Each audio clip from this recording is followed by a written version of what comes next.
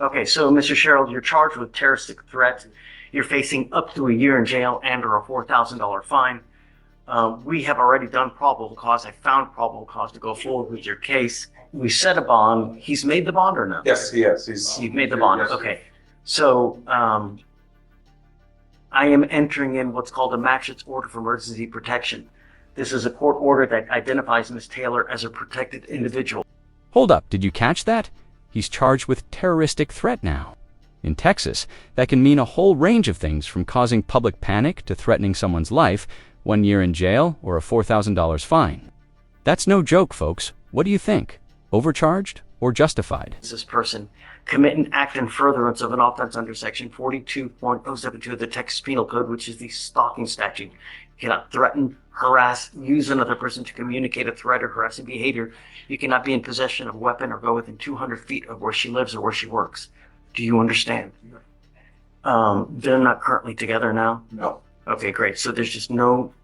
So, I don't want to talk about the case. No, it's not. She still like communicates with like my family and my friends. Like I don't even live here, and it's events kind of like my best friend's wedding. This is what's called a magistrate's order of emergency protection, aka a MOPE. It's serious business.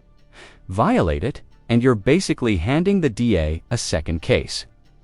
So when the judge says don't go near her, it's not a suggestion, it's a legal landmine. I'm going to the wedding, but she's trying to come. So how do I have Got to be careful, you know.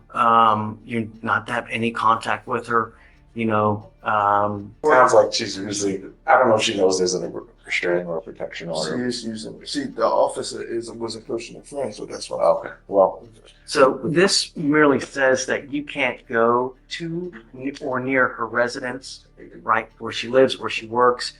Don't have any contact with her. The problem is that there's a lot of vindictive people in this life. You know, if you go to the same place that she is and you end up bumping into each other and she says something to you, you know, it's a recipe for disaster. So you have to be very careful. If you go to this wedding and she's there. Now this is the drama the courtroom was built for. Imagine going to a wedding and accidentally violating a protection order. 1 minute you're dancing to Beyonce, next minute you're in handcuffs. What would you do, Skip? The wedding or roll the dice asterisk? It's like a ticking time bomb. So you need to be just very careful because I don't know, you know, what kind of person she is. If she's that type of person, you got to be very careful because there are a lot of people that will call them and say, hey, this happened when it's just not true.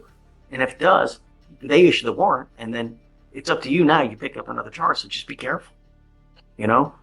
All I want is just you not to have any contact with her. Don't be in possession of weapons. As long as you can do that, we're cool. I'm going to waive your appearance so you don't have to waste your time coming to court here as well. Just stay in touch with counsel and he'll tell you if and when you have to come back to court here. So you don't have to come back and forth every single court date. Just stay in contact and he'll let you know if and when you have to come back. I appreciate it. You have any questions? I guess You live in Baltimore, right? Okay. So for now, what I'm going to do is I'll have you sign a reset with Victoria. We'll have you take a seat in the juror box. We'll look at your bond conditions. We'll sign it, and after that, you're free to go. Okay? Hi, Anna. Good morning, Judge. Hi, Bruce. Yeah. I've got a couple to talk to you about this morning. You do the easy ones first? Well, whenever I have to talk to you, Judge, they're never easy. That's not true. Fair enough. Okay. The first one is going to be Wilson Keonje. Start with the less difficult. Okay. Can we hear PC on this one? Is it, you say Keontae? Keontae. Keonje. Okay. Yeah, of course. On February 6, 2025, law enforcement officer was dispatched to an assault at Provision High School. Law enforcement officer arrived and observed 15 to 20 students fighting each other and struggling with staff members and security guards. The law enforcement officer detained a number of students. After the scene mostly calmed down, the female was struggling and fighting against male students to run out onto the floor and rejoin the fight. The law enforcement officer approached the males and told the female students' hands behind her back. The law enforcement officer got closer to the defendant, turned towards the law enforcement officer, put his arms up to stop the law enforcement officer's progress towards the female and said, no. The law enforcement officer grabbed the defendant's shirt and told him not to interfere and he'd be taken to jail. The defendant replied, I will, and remained in the law enforcement officer's path. The law enforcement officer handcuffed the defendant and ordered him to get on the ground and began pushing the defendant towards the ground. and told him to get on the ground again. The defendant remained on his knees, pushing up against being pushed. The law enforcement officer pushed the defendant down towards the wall. The defendant pushed up, causing the law enforcement officer to fall to the ground. The defendant righted herself before continuing to struggle with the defendant to get him to the ground. I think that's the type of the law enforcement officer righted themselves. So there's a fight. Yes, Your Honor. The officer is asking him to move, get out of the way, so he can do whatever he needs to get done, and he just refuses to get out of the way. Yes, Your Honor. Okay, plot twist, now we've jumped to a high school brawl with 15 to 20 students throwing hands, and our defendant? He's not exactly helping. Blocking an officer might not seem like much, but in the legal world, it's interference, plain and simple. Anna? So it sounds like the interference is my client doing this. He's impeding the path of where he's trying to go or what he's trying to do. Okay. Right? I mean, That's what I have, Your Honor. is there a body cam on this? It looks like we do have a significant amount of video. You seen the body cam? Does it show that? I have not watched them all because it's quite a bit, Judge. Okay. But You remember, it's a low bird, I understand. a whole cause, and he's, the officer's like, hey, move, man, I gotta get this stuff done. And he's like, no, I'm not gonna move, I'm gonna stay here, I mean, I get it's just standing there, but, Okay. so look at the video. If you see something different, let me know. Okay. The next one I have to talk to you about is Torrance. Come on, Miss Torrance. I've spoken with the state, and so there's kind of a couple of things going on. I'm assuming you want to do the BBR first. I've spoken with the state. We are going to ask for a hearing. I'll let the state speak for themselves because Your Honor, we do not have any toxicology back. We have blood alcohol report, but that is not the toxicology report. Well, talking about the bond violation Bond report. violation, I apologize. That's okay. I apologize.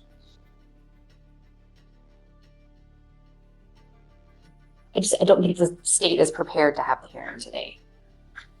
But I've got bond violations. The Scram device has confirmed alcohol consumption violations on 3/15/25 at 1:51 p.m., 3/23 at 7:14. Confirmation was received 3/25/25 by the analyst, and it's a third bond violation. I understand, Judge, but Let her go. the rules of evidence apply at a bond hearing, and we need somebody with personal knowledge or somehow to get around that hearsay to do the hearing, and I don't think the state's prepared to do that today. Wait a second, no analyst, no testimony, just a pile of hearsay that's not going to fly at a proper bond hearing. The defense knows it, the judge knows it, and the audience should know it too. Without credible evidence, violations are shaky ground. We do not have anyone here to do that today, Your Honor. I apologize. Hey, who do we need? What Scram analyst do we need to get down here? So we can, right, so they can testify that what's in the BVR. I'm sending her now for a drug and alcohol test right now as well. You're going to send her for the test now? Right now. Okay. Okay. Have a seat, and then once they pick the order, we'll have you go over there. Okay. She can head over to 43. Okay. It's good. Okay. Go over to 41 Sandy Senate. All right. Okay. And then Anthony, do you see, who do we have that can come? Yeah, I'm gonna You get the mind? name and this one. Yeah, okay. You go on. You want me We'll to get do We'll try to get it today. Okay. Who else? And then, so the secondary issue on Ms. Torrance is we have gotten the alcohol report back. They sent the blood off to get analyzed for toxicology. Oh, Lord, did you just send the blood off? Well, and Judge, if No, Verify when that. this case is 233 days old, and we have violation after violation. Wow, I'm setting this case for drama. The judge is officially over it. After 233 days, repeated violations, and excuses about missing toxicology reports, the court's patience has flatlined. Do you think it's fair to set trial now, or should they wait for the final results? Let's set this thing for trial. it? I'm not doing it anymore. For the courts, I did email the person on that side, just got a response. Toxicology analysis still in process pending completion. It's likely requires some time before the lab board proceeds. Did you just send it in? No. We've been sending follow-ups. This was like a last Calgary attempt. Do we have it? These little items. Do you have other things to go on regardless? I think we have. No? Spoken with defense counsel. There is a proper. There was alcohol in the system. Well, look, we have- it doesn't matter to me, however you guys want to do it, Okay. but to me, way too much drama. I'm setting this case for trial. That's it, you know, because Yeah, and he has laid an offer. I just I need to talk to her about the offer. If it's not moving anywhere, I'm okay. setting it today. Okay, Way and- too much drama. Just to remind the court, when I was here last time, you gave them 30 days and said if they didn't have the report that it wasn't coming. Okay. I understand the state has to do its job. Okay, so can you take a look and then, you know, take a look Absolutely. and then let's go. Okay. But yeah, I'm ready. Hi, Maverick. Hey there, Judge. How are you, man? Good, good. You? Sorry to bring you down here. No, it's good. Is your client here? He is. Should we bring him Come up? up. I did speak to pretrial, and they did confirm that they are kind of in the mistake. We didn't not comply. This is because we did come here to court on a Monday, 4/7. And when you were here, you already knew his results. Last meeting. Oh, Bennett. Okay. And so you already knew his results, and you told him, look, I already know your results. There's no use to test him on Thursday, because he was on a Monday, Thursday at the time. Let's switch him to once a week.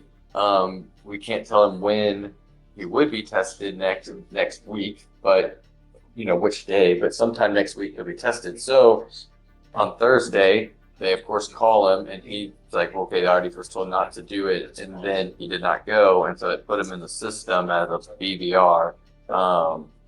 When he was, in his opinion, following directions. Okay, I'm gonna send him now, I That's guess. fine, and they even said. As long as you're today. clean, I'm happy. I just don't want anything in your system, especially honesty.